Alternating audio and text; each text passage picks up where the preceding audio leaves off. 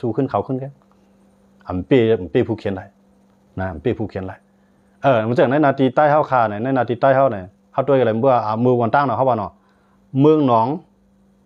เมืองนั้นได้ที่มี SPP อาเซียนมันไปมีมาซึกต่างจุ้มเมืองคนเมืองหนองนั่นแหละอยู่ดีกัดเย็นนะในปืนตีอาเซียนในก็มีไผมาเปกินในปืนตี SPP ในก็มีไผมาเปกินมือย่ำนั่นเมื่อไปเอาปืนมานะจำเบอร์มี2 จุ้มตกลงกันในนาทีเนี่ยเขาแข่งกันตั้งก้าเนี่ยนะแข่งกันตั้งห้องตั้งสั้นตั้งเนี่ยมันกูบอกเขาเทียบตัดกันเนี่ยในนาทีอาเซียนก็อาจจะได้ผมรวมมันก็เย็นๆพวกเราเก็บซื้อก็อาจจะได้เก็บไปเราเก็บขอนอาจจะได้เก็บไปต่างจุ่มเลยมากเก้านะมันคนเมืองในพื้นที่ก็เย็นในนาทีพีก็เมื่อนั้นเหมือนจะหนังพวกดังเกซี่เนี่ยเขาได้เมียงกันพวกเดี๋ยวดังหนองซ้อมมาตั้งทุกทางที่เป็นนาทีโคราชอาจจะได้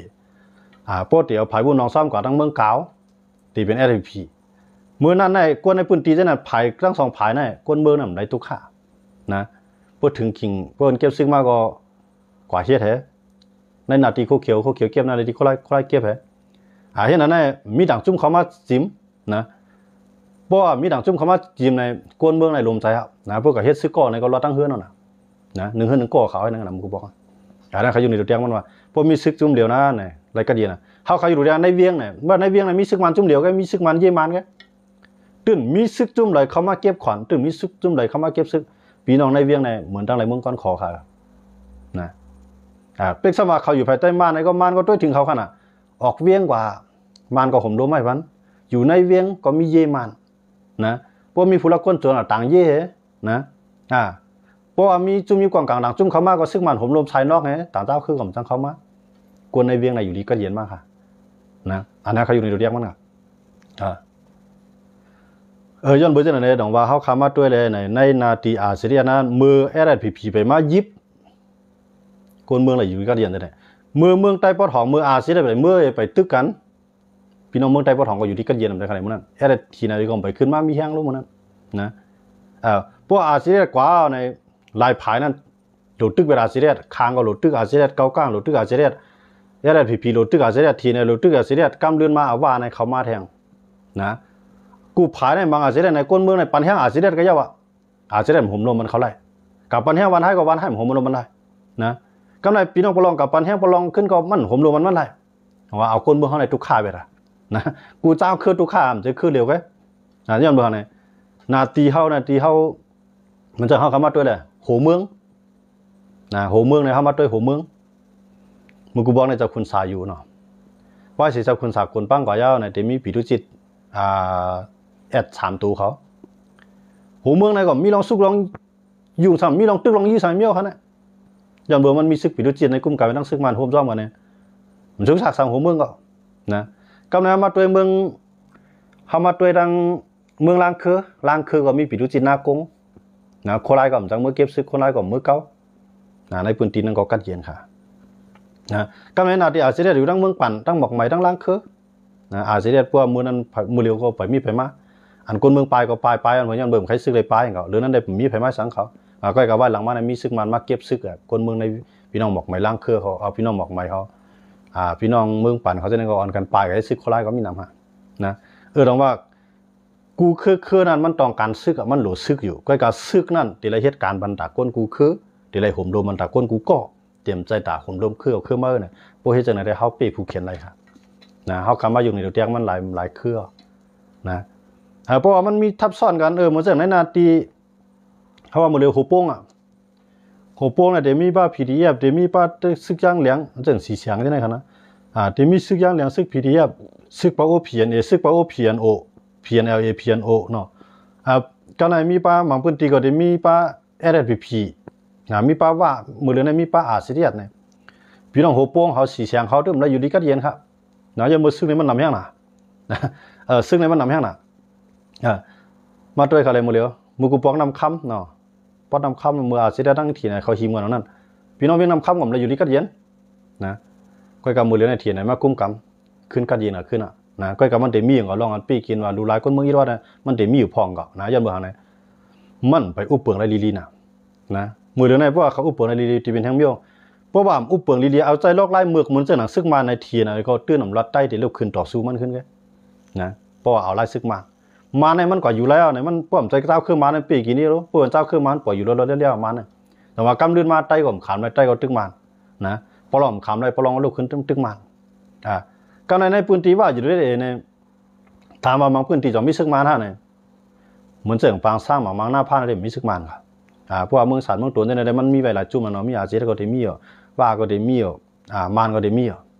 ก็การเที่ยงใหญ่มันเลยมันจะเป็นว่าเลยมันทีนี้ในก็ก้นเมืองก็เพราะมีลองตุกข่าสั่งลองกันตึกกันยืนก็มีฮะยังไม่ใช่นั่นนะน้องว่าอันค้างมาเฮ็ดอยู่นั่นแหละมันไปใจร้ายมันอันซึกค้างมาเฮ็ดอยู่เนี่ยข้าวถึงอันข้าวถึงรัฐว่าดูปัญหาซึกขีน่ะเองว่านั้นปัญหาซึ่งอะไรเนี่ยเพราะมันดูเป็นค้างนั่นอยู่ในเมืองใต้เจ้าคือค้างนั่นก้อยกับทีนะเต็มเลยกับปีกินเจ้าคือค้างเจ้าคือใต้ก็ตับซึกใต้ก็เต็มเลยกับปีกินเจ้าคือค้างทีไรตัวถึงลองเพียงเปี้ยงเหมือนกันในเมืองใต้น่ะก้นเมืองนั่นเกี่ยวข้องนะตัวไรตัวถึงปกป้องห่มรวมกันเหมือนกันป่วยจากนั้นเนี่ยขามจำเป็นต้องมีซึกในเมืองใต้นะสังเกตว่าเมืองใต้เนี่ยเขาห่มรวมลายผู้เขียนม่านมัดตึกเข้าว่าเขียนลูกล่ามาว่าเนี่ยอันนั้นได้เขาห้องค้างมาจอยก็เลยนะค้างมีปัญหาว่าห้องซึกในเมืองใต้ก็จอยค้างก็เลยมันหลุดเป็นเช่นนั้นฮะนะพวกนี้นั้นมันเมียนกันในปอกนะด้วยครับมันเจ๋งวันเมื่อนานมาเนี่ยมือเหลือในเทียนเนี่ยเขาเนี่ยต่อแอร์ผีออกมาเปียดนะออกมาส่งต่างกายอย่างเทียนไอ้เฮ็ดตั้งเขียงอีมือเหลียวเนี่ยนะกล้าปวดเตี้ยเหมือนกันนะแอร์ผีก็ขึ้นกล้าหมดแล้วเนี่ยกำลังแอร์ผีขึ้นตอบเตี้ยขึ้นกับคอแอร์เทียนไอ้เขาขึ้นกล้าขึ้นอะไรกำลืนมาสองมันเมียนกันนะก็กล่าวว่าผ่านนึงเย็นกันละเหมันก็ขึ้นดีกันกว่าอีกวันนะมันจะหนังค้างในบางเวลาเนี่ยคุณหมอเขาเล่าว่าตาได้เกิดปัญหาในเมืองใต้ตั้งตับซึกขางเลยตับซึกกี่เนี่ยว่าคุณหมอเขาเล่าว่าเดถ่อมเสียงกลางใจก้นเมืองเปลี่ยนใหญ่เนี่ยว่าพวกถ่อมเสียงกลางใจก้นเมืองเปลี่ยนใหญ่เนี่ย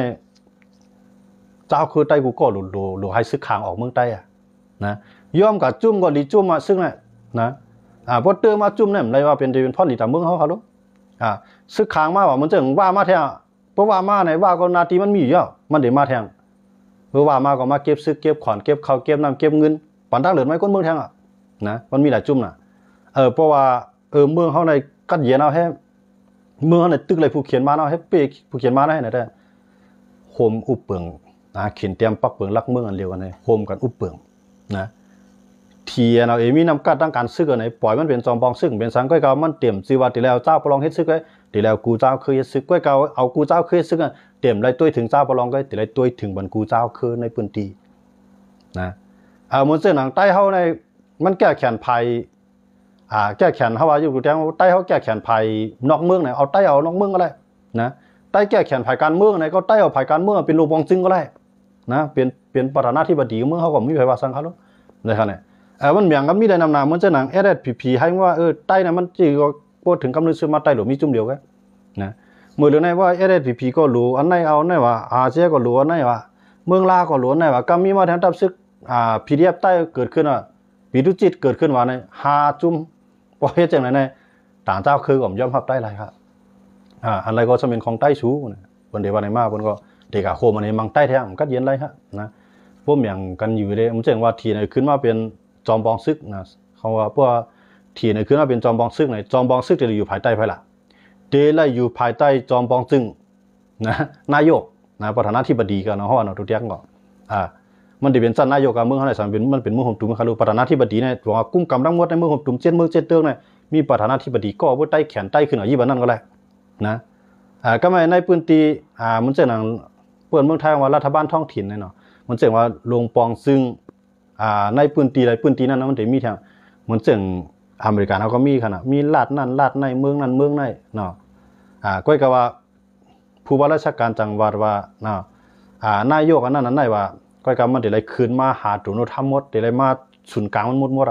นะก็คือว่าการอยู่การกินการปกป้องในเขาเฮ็ดได้เต็มที่ก็เกี่ยวข้องในเรื่องการเมืองการซึกมาเนี่ยมันยาวที่ตุนธรรมยาวที่ประธานาธิบดียาวที่จอมปองซึกมันจะได้ถอมประธานาธิบดีครับนะก็ในว่าในแก้แขนภัยห่มรวมแดนลิ้นเนี่ยว่าเอาปุ่นพ่อนหมดห่มรวมแดนลิ้นนะอันติดไทยก็ยาวติดเขก็ยาวนะติดคางก็ยาวว่ามีปุ่นพ่อนเต็มก็ว่าได้เลยถอมพระปดไตเปลี่ยนจอมปองจึงก็ได้เลยถอมไตนะเพราะว่าขึ้นว่าเป็นจอมปองจึงก็ไตก็ได้เลยถอมว่านะเพราะว่าหลุดตึกเมืองไหลไหนเพราะว่าก็เลยเป็นลมปองจึงก็นั่นได้ ก่อนนั้นได้จัดการกันว่าได้ตึกเมืองไหลข่มล้มจังหือแกดเคจังหือนะเพราะห้อมเฮ็ดจังนั้นตาได้เป้ผู้เคในตาได้อยู่กับเย็นน่ะอ่ำเปลี่ยนลายตื่นเปลี่ยนไรครับนะพวกที่ว่าคือเอาเครื่องมาด้วยคาเลใต้เอาเขาเฮ็ดมาเจ้าตีบิงมังแทงลายอ่ะเจ้ากันยอดมังแทงเมี้ยวอ่ะเจ้าใจน้องมังแทงอันน่ะได้น่ะเจ้าคุณสามมังแทงลายอ่ะเจ้าซื้อแทนมังแทงลายอ่ะก็ในเจ้ามีหลายๆเจ้ามังน่ะเหมือนกันเมี้ยวนึงจุ่มในตั้งหันถึงเหมือนกันในจุ่มอ่ะนะเพราะฉะนั้นเฮามีข้าวยำกับมังมันมีมาในมัดแจกข้าวให้มังเฮาได้จริงนะไตก็เลยปลายปะโอ้เลยปลายปะลองเลยปลายนะปลายกันกูเจ้าคือนะอันปลายได้อันปลายมันไรนะมีว่าจุ่มเหลียวไงว่านั่นจังปลายย่อมบ่จังขำปันก้นเมืองเขานะยิบมาปองตีนนะพวกมีมาปองตีนก็ซื้อตัวรถตัวก้าไปมัดต่างเขาหรอนะเขาขี่ก้าเมื่อเหมือนมาปองตีนเพิ่มต่างเขาแหละนะมีเงินเอานะเขาเด็กก็ยันกุ้งเงินในเขามีเงินเอาก็ซื้อตัวก้าซื้อไว้ก้าเพราะก็เดี๋ยวต้องเขาลูกที่ดองกี้อะไรยันกุ้งเนี่ยก็ซื้อตัวก้าเนี่ยเพิ่นได้ย้อนตัวมาปองตีนมีมาปองตีนเอาเพิ่มขายบ้านเขาตัวก้าห้องก็ไว้ก้าห้องก็ว่าเขาได้คำปันยิบจังนั้นน่ะไตปะโอปะลองในปันกันยิบนะใครกว่าต้องอะไรกว่าละนะย้อนว่าจะนั่นได้ดังว่าเขาคำมาด้วยเลยในอันว่าพวกเอาบาตาคือไม่มาตังในไตก็เฮ็ดมาไตก็มองเขาเนาะตับซึกไตตับซึกไตเนี่ยวันคือไตวันเมืองไตเนี่ยมูลในวันเจอจ่าจึงไตเข้ามาปิ่นแหลกหลายเนาะมันกูบอกนะครับว่าวันเมืองไตวันคือไตจ่องมีพยอมหับนะคือมีคืออะไรย่อมหับหรือเสียไตแกมูลในเข้ามาปิ่นแหลกหลายว่าวันเจอจ่าจึงไตเนี่ยถามว่ากูเจ้าคือย่อมหับย่อมหับย้อนว่ากูเจ้าคือนั่นเขาก็มักมันวันเจอจ่าทั้งกุ้ยเขาเว่าจากนั้นเขาปีวันค่ะปีทั้งการเมืองผมปีการซื้อกลมปีครับนะเปลี่ยนยือการเมืองวันก็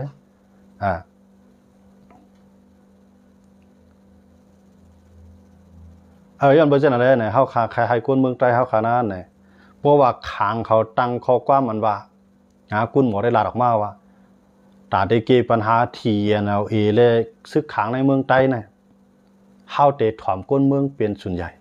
เขาได้ถอมก้นเมืองเนี่ยผมคิดว่าถอมก้นเมืองเนี่ยกับถอมคือขางไว้ได้มันใจคือขางเพื่อกับถอมเจ้าคือขางเนี่ยมันก็ใครให้ตับซึกขางเขามีไว้ก็หรอนะมันจะในพื้นที่ในมีใต้ก็ใครมีตับซึกใต้นะในพื้นที่ในมีปลองก็ใครมีตับซึกปลองไว้จังนั้นเนี่ยจ่องก้นเมืองเขากัดเย็นเขาไหนก้นเมืองไหนกัดเย็นเสียจุ่มครับนะคืออะไรก็ยาวว่ามีซึกหลายจุ่มเลยได้มันตินตุกขาได้เดียวนะมันจะเขาคำว่ามันจะเขาอยู่ในเตียงมันหน่อยนาตีนในมันอยู่ในเตียงปางเลี้ยงใสนะเมืองไต้ประจันเนี่ยเจ้าใจหลวงหัวนะปางเลี้ยงใสก็ขึ้นใหญ่ไม่ชุ่มใจขนาดย้อนเบอร์สังมันมีเจ้าใจหลวงมีปีทุมีซึ่งมาเนี่ยเนาะซึ่งอาจจะก็มีมันอยู่ทั้งนอกเนี่ยเดี๋ยวเลยมายุ่งในเวียงเบอร์จากนั้นในปางเลี้ยงใสก็ขึ้นใหญ่มากเลยขนาดแต่ว่าเพราะมันมีอันนาจุ่มเลยจุ่มหนึ่งอยู่ไว้เนี่ยมันก็ได้กุ้มกำมาจุ่มในเดียพี่เขามาเพื่อเขามามันตึกกันเนาะนะเพื่อเขามาตึกกันเนาะมันเจอหมดเลยในว่าในกว่ากุฏิ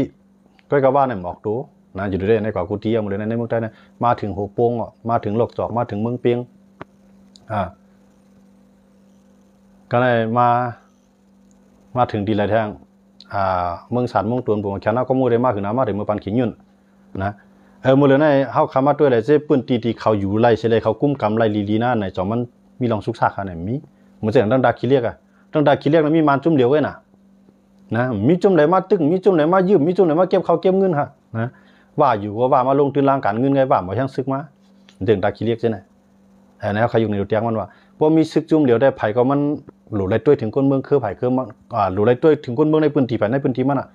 ในพื้นที่อันไหนเนี่ยฮาวาอยู่เดียงเนาะในพื้นที่ในหลายอาเซียนกุ้มกามเนี่ยกูเจ้าคือนั่นก็ที่ไรมาจอยอาเซียนเหตุการณ์อาเซียนนั่นก็ที่เราแห้งซึกนั่นห่มโลมันกูเจ้าคือเพื่อจังนั้นในลาหูก็หักอาเซียนนะปะอูก็หักอาเซียนกำในลีซอก็หักอาเซียนใช่ไหมในพื้นที่นั่นอาเซียนปันไผ่จุ่มไหลมาเก็บขวัญหรือเสียอาเซียนจุ่มเดียวเนี่ย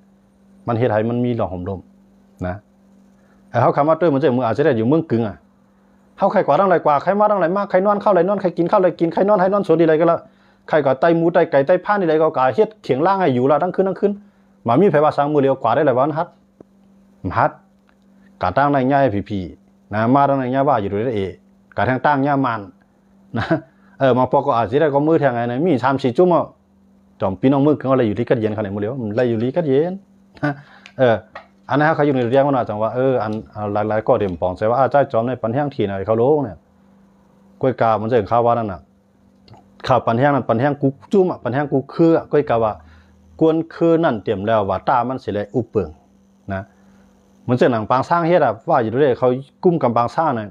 ไต้ก็อยู่จำว่าในน้ำมันย่าเหมือนมันเป็นตีหากินนะมีการมีเงินมีงาน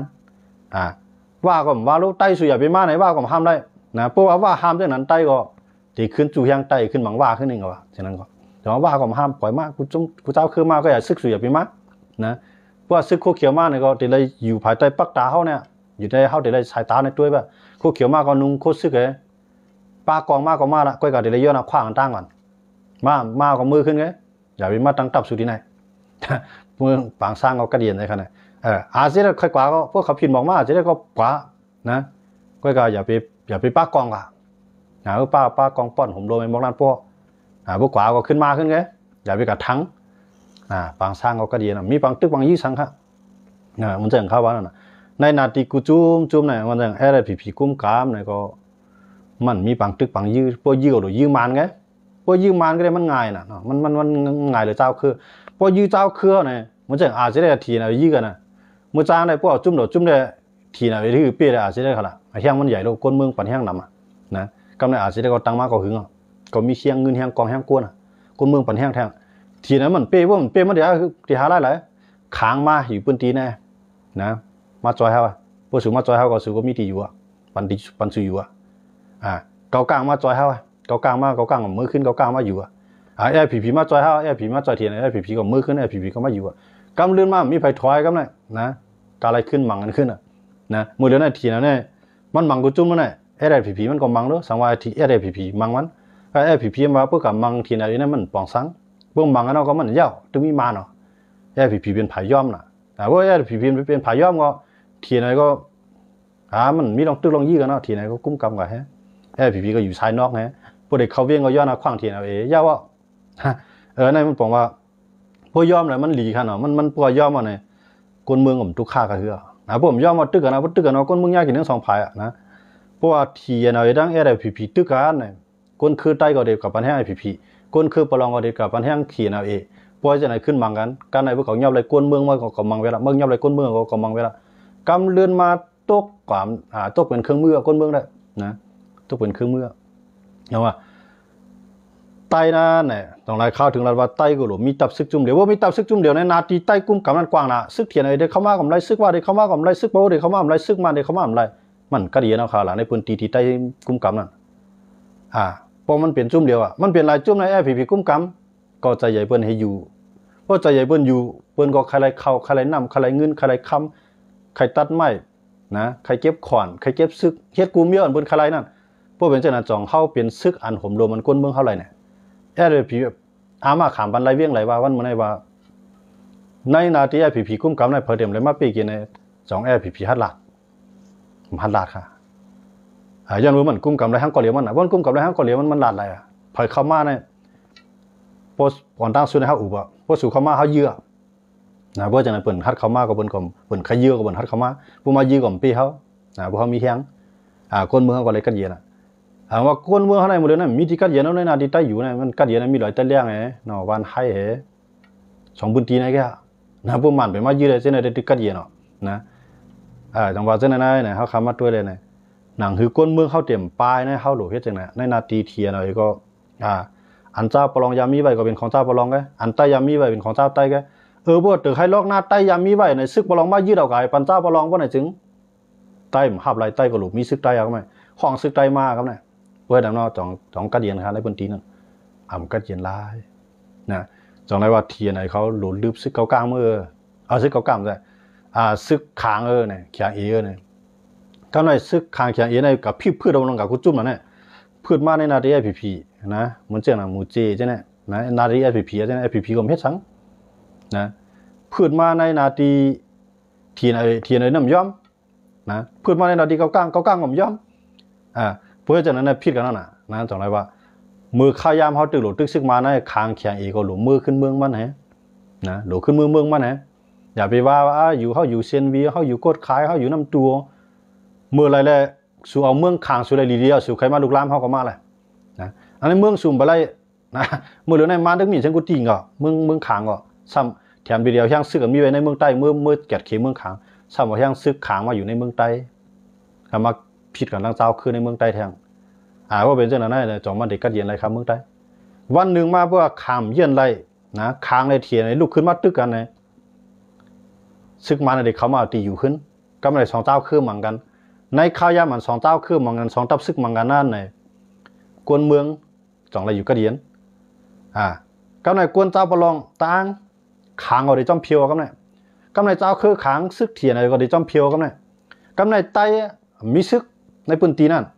จ่องซ้ำไรปลายในปางตึกพวกกับตึกก็ในเขาได้กับลึกๆตึกในปืนเตียนที่ไตมีปางที่ไตอยู่นั่นก็ไม่ไตก็ไรปลายก็เห็นเขาผมก็ดีในคือนะจังว่าในปืนตีในปืนตึกกันให้ในปืนที่เจ้าคือในปืนตึกกันในปืนตีผีในปืนตีอาจจะไปตึกกันเขาจะในก็ได้มาอยู่ในปืนตีอาจจะได้ผีเพราะเขาในผมรวมมันก็เย็นไรมือเหลือในก้นเมืองในมันปลายกันพวกปลายในผีปลายดันในขึ้นถอยมากขึ้นจนเมื่อสักมันปกป้องมันให้ผมรวมมาขึ้นเพื่อป่ายกับจุ้งก็เลยเฮ็ดซึ่งนะไปมาช่วยอาจจะได้อะไรไม่ซึ่งอาจจะได้ถอยก่อนใครมาครับเนี่ยนะสมมติมาในนาทีอาจจะได้ผมรวมเลยลีการกล้าการขายก็แคบในมาเฮ็ดเฮือนเฮ็ดเยี่ยงอยู่ในพวกเกิดลูกมาใหญ่มาเฮ็ดซึ่งในพวกเฮ็ดซึ่งก็เฮ็ดได้2 ปี 3 ปีมือขึ้นอะไรเผยมาปลายเขาหลดซึ่งเนี่ยในพวกกับเฮ็ดซึ่งเขาเฮ็ด7 8 ปีมันก็เฮ็ดเป็น20 ปีมาอะไรปอกขึ้นเงื่อนในปอก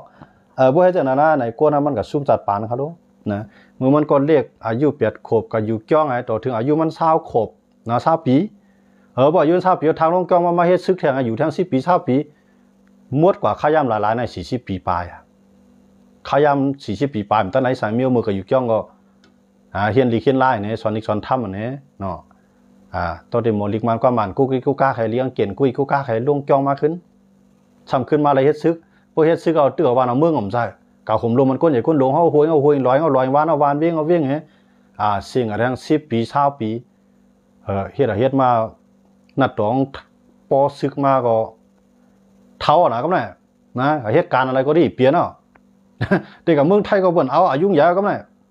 นะเอาก็เบิ่นเหตุการณ์นักหนาแห้งเขาก็ขำแล้วก็ได้เอาซุ่มข้าวยามาตรงว่าอันนี้เอาปลายแบบนะทำใครเฮ็ดแบบ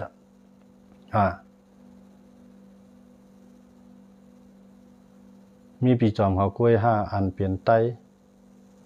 ประชาธิปไตยอันว่าง54นั่นได้อยู่ที่พี่น้องเขาพูดนะครับนะจึงคือเกาหลีเนี่ยเฮาคามาด้วยเนี่ยเฮาไข่หันเจ้าคือในเมืองเฮาเนี่ยมือเข้าไปเป้ผู้เขียนซึกมานเนี่ยนะเทียนอะไรเอาที่อยู่ไว้ก็เอากันละนะอย่าไปเป้กินก้นเมืองอย่าไปติ๊กเตียงก้นเมืองเป้าหมายยังอันสูงสุดนั่นอย่าไปเอาคือไม่เป็นที่ตั้งให้เอาแผ่นดินเฮาวันเมืองเฮาเป็นที่ตั้งนะในเป็นเมืองประลองลงใต้ก็ว่าเป็นเมืองใต้ลงเพราะเป็นเช่นนั้นใต้ประลองน่ะอยู่ภายใต้ม่านกันน่ะจะเฮาอะไรขึ้นตึกกันน่ะเพราะตึกกันในประลองก็ตายเฮาก็ตายก้นเมืองเฮาก็ไปก้นเมืองประลองก็ไปนะประลองก้นเมืองของที่ไหนก็ไปก้นเมืองของใต้ก็ไปนะภายไล่ค่ะน้ำยาน้ำตอนม่านไล่เต็มๆพอเปมานแล้วได้มาเหมียงจริงก็แหละนะพอเปมานยาวแล้วเนี่ยเพราะว่าอุปกรณ์เมืองเนาะเหมียงกันดีเดียวเลยก็หนุ่มย้อมภาพได้ตึกละนั่นได้นะมันเป็นสารคัดบนกันนะตึกเป็นคืออะไรก็ไรก้อยกาตาได้ตึกเป็นมันว่านั่นเข้าหลุดเลยมีปักเปิงลักเมืองเข้าก็เขียนเตรียมมันก็เขียนเตรียมโฮมกันเขียนเตรียมนะลงลายมือในหลุดต่อในสภาใช่มักมันเอามาใจเลยมันเฮ็ดจอมันถึงหรือไปละซึกจุ่มนั่นนะบ้านเป็นคือใต้ก็ยังเพิ่มเฮ็ดดีป้องสารคัดว่าหลายจุ่มโฮมในหรือไปใต้ก็ดีนะเพราะว่าก้นคือไหนมันใครแจกแถบเพนาลีนาทีนี้ด้วยอะไรกาปึ้งใจใหญ่ผู้เขียนว่าในจึงหลุมบางว่ามันนะเพิ่นห้องว่าก่อกระบฏนะเพิ่นไทยเขาห้องนะทีเนี่ยเขาเปิ้นถอมลุงเฮาลาดโยเนี่ยถอมได้เฮาขามีปุนพ่อนลาดนะข้าอยู่ยามมาพี่น้องตาอ้างเนี่ยเขาบอกกำใต้มีดังนำนะวันมื้อนั้นได้เขามีเป้าหมายสูงสุดเขานั่นก็ตาตั้งเมืองประลองเนี่ยเขาตื้นลาดไว้นะใต้ก็ตื้นยืนยันว่าเมืองใต้อยู่ยาววันมื้อนั้นนะสิว่าเฮาได้ยุคมันเขาม่วนก็ก้อยการหนังหือมันติเป็นแห้งทั้ง2ฝ่ายหนังหือติเป็นแห้งแก่เขวันเมืองในจื้อคือเฮานั่นเฮาเข้ามาเรียกลายมันป้ายวนกันก็สิว่าติให้เขามาถอมเฮาให้เขาก็เฮ็ดจอมเฮาบ่นะเพื่อเขากับเฮ็ดจอมนั่นแค่เดียววันเมืองเขาเดี๋ยวเลยกันเย็นวันเมืองเดี๋ยวเลยกันเย็นเพราะว่าเมืองอันไหนเนี่ยเขาเดี๋ยวโคมันอยู่จังหือปักเบิงเดี๋ยวโคมันเขียนเตียง เหมือนเจอหนังเมืองสวิตเซอร์แลนด์เขาอยู่เตียงเมืองไหนเป็นเมืองขึ้นใหญ่เมืองไหนเป็นเมืองสะเทลงเมืองไหนเป็นเมืองเกี่ยวที่สุดในกัมพูชาอันว่าเมืองสวิตเซอร์แลนด์เป็นที่หนึ่งของกัมพูชาอันเกี่ยวที่สุดมีปังตึกมีปังยื้อนะภายกว่าก็ยื้อเขาต่อให้เลสเซียเขาอเมริกันเขาต่อให้ยูเครนเขารัสเซียเขายื้อกันเมืองอะไรยื้อกันก็เอาเงินไหนกับผักไว้เมืองสวิตเซอร์แลนด์นี่ดิเมืองเขาในซุกซ่าเอาเงินผักไว้นะสวิตเซอร์แลนด์หลุดไปทำเงินไว้ในเมืองไหนมากก็สวิตเซอร์แลนด์ในลุมในใจในการเรียนการสอนเขานั้นเขาได้สอนไว้หลายภาษาเขาได้เลือกมาเจ้าเคลื่อนใหญ่ๆหมก4-6เจ้าเครื่องก็กูเจ้าเคลื่อนเดี๋ยวเลยมีลีกเดี๋ยวเลยมีความลาทั้งฝ่ายของมันนะมันเจ้าเคลื่อนเล็กๆลอกๆอะไรได้มันก็เดี๋ยวเลยเห็นดีกันนั่นนะมีศูนย์ทางลัดความเจ้าเก่ามีศูนย์ทางเตรียมนิกเจ้าเก่ามันเจอเมืองใต้ครับว่า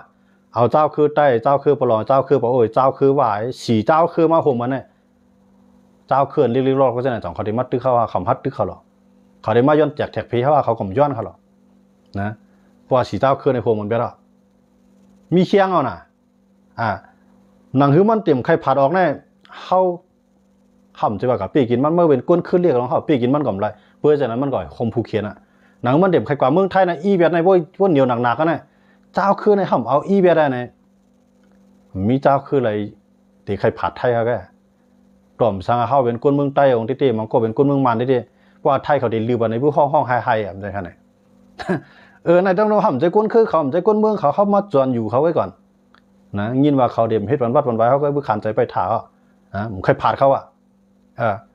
ตอนนั้นเดียวเขามาเป็นลูกน้องลูกจ้างเขาเป็นบางก็เข้ามาฆ่าบางก็เข้ามาขี้ค้าไว้ก่อนนั้นน่าจะเป็นขี้ค้าเป็นลูกจ้างนะก็เขาอะไรเงินกินมีรายเหลือรายจังพวกปองผ้าจัดป่าเนาะอยู่ก็วัดหมดในใต้เฮาเนี่ยในเก่าเจ้าคือในเปิ่นนาป้าใต้ในใต้บ่ผิดใจมันไหนมันในเมืองไทยเนี่ยใต้ก็ตุกย้อนมาคือเนาะให้ป้าชวนเผาใต้เลยให้ป้าเจ้าคือใต้เลยอันเป็นเจ้าคือในเมืองไทยเนี่ยใต้ก็ตุกย้อนต่อถึงในสภาในหลุดต่อในสภาวะน่ะโมเดลคนไทยเขาไม่มักมันยันเมืองไทยเขาอันว่าเจ้าคือใต้ในเขาเจ้าคือใหญ่นะเพราะเขามักมันเขามาในวันเมืองนามาเขามีปวดบาดมีอาณาปาบาทางการเมืองว่าเนี่ยกูเขามีปัญหากูเขาสร้างปัญหาบันเมืองเขาเนี่ยไทยเขาเพราะว่าอาคาวาล่าหัวลิโซมูเสื้อแบบนะว่าอะไรคำพวกเขาว่าได้จำเขตมันจึงตาอ้างว่าเนี่ยเขาอยู่เป็นชนเผ่าเจ้าคือในเมืองไทยเนี่ยวันกันโจ้ไม่กูคือเคลื่อนได้ขนาดย้อนเมืองมี3-4เครื่องมาโฮมันเป็นแห้งใหญ่กันนะคืออันใหญ่ในบนในคือไทยมาคืออีสานมายวนมาสุพรรณนะมาลายูมีมาหาคือก็มาลายูได้มันมีอีดอ่อนมันใครแจกนะใครแจกกันเมืองนั้นมันใครแจกมันกลมลายูก็เดียงครับนะเจื้อเพิ่มใครแจกมันเจ้าหนังมุงเขาจะได้เหมือนเขาเจ้าคือมาจอนอยู่จอนโฮมพวยเมืองไทยเนี่ยเมืองไทยกับปั้นพื้นตีเขาเฮ็ดกินกำเดือนมาเขาไปเป็นก้นเฮ็ดเลี้ยงเมืองไทยก่อนนะเจ้าคือมุงเขาเจ้าคือลิโชเขาเจ้าคือลาหูเขาอาขาเขาใช่ไหมเป็นก้นเฮ็ดเลี้ยงเมืองไทยนะใครกินผักกาดลุงเนี่ยเดี๋ยวซื้อดีพักไทยเขาเฮ็ดเหรอฮะเฮ็ดไทยเขามีเงินซื้อกินไหนมุงเฮ็ดมาขายป่ะนะรีโซเฮ็ดมาขายป่ะเนยย่างเฮ็ดมาขายป่ะเนยมือเดียวได้ย่างเขาเข็มเมี่ยวเขามาจางไต้ไปเฮ็ดอะไรเฮ็ดเลี้ยงไทยแดงหมดเลยเนี่ยนะหมักข้าวเต้าน้ำเนี่ยย้อนไปเช่นนั้นว่าอันว่าคือใครแจกใครแท็กใครนั้นย้อนว่ามันมีลองเพียงเลยมันใครแจกกันมันจะเข้าอยู่จำมันเข้ามือกูบอกในไทยห้องเข้าสองเข้ามาอยู่จำไทยเขาเนี่ยเข้ามามือเข้าไปทุกข้าเพราะโฮมมันในเข้าไรเมืองเพราะมาคนไทยในเครือข่ายเข้ากับโฮมมันผืนมันปีกินเข้ามาใครเป็นไทยในหมดเลยเนี่ยนะสังวัตไทยว่าไม่ก้นคือใต้ในเผยขยัดไว้กึกเมืองเนี่ยเผยขยัดไว้กับตูเมืองไทยเนี่ยใต้เขาเนี่ยได้โตกันมาเสียนต่างกลางว่าเรือเยอะแล้วเนี่ยก่อนกันมาเฮ็ดว่าไทยไว้ไทยอยู่ดีกันเย็นเอาลูกได้ขนาดเมืองไทยในพวกปางตึกลงกำพาลุงภาพพวกกำซามไปยืมมาใส่เขาพวกกำพามลองไปเขาชุกชากสังเอาเขานะพวกคัดใจเฮ็ดมาหากินในเจ้าก็กะคำก็ไม่เฮ็ดกว่าละอยู่กว่าละนะต่อเท่าว่าตายพวกน่ะตายขึ้นเกิดก็อยู่ก็แท่งละเมืองเขาขาได้ไหนเจ้าคือใหญ่ในหลุเลยใจกว้างเงียนในหลุสูงปลายวัวในหลุเลยวัวไว้ลงนา10 ปี20 ปีตั้งนานนะใต้เขาเนี่ยเจ้าคือใหญ่ได้ใจแก็บดอกกันนะใจกว้างดอกเปื้อนซ้ำเข้าหลังกันแก็บดอกกันคือน่ะมีเมืองของปะโอ้มีเมืองปลอมมีเมืองว่ามีเมืองหมดเลยเขาใครมีเมืองใครมีเมืองกูบอกในคำรัดด้วยเมืองว่าในคำวายพอกเมืองปลองในคำวายพอกเมืองปะโอ้ในคำวายพอกเมืองกูกลางคำวายพอกนะเขาว่าเขาอยู่เมืองใต้ เมืองใต้แกเมืองนั้นเขาใครเป็นใต้ใครอยู่จำใต้ใครจอยใต้ขามเฮ็ดซึกใต้มาตายแทนต่างใต้ทั้งนำทั้งหลายใต้เฮ็ดทางบ้านใครเมียวใต้ว่าสุ่มมีเมืองเหรอสุ่มมีเมืองเหรอ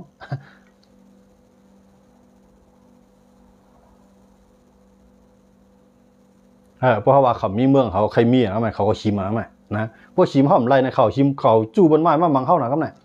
นะจ่อเฮาข่มลมอะไรข่มลมลาย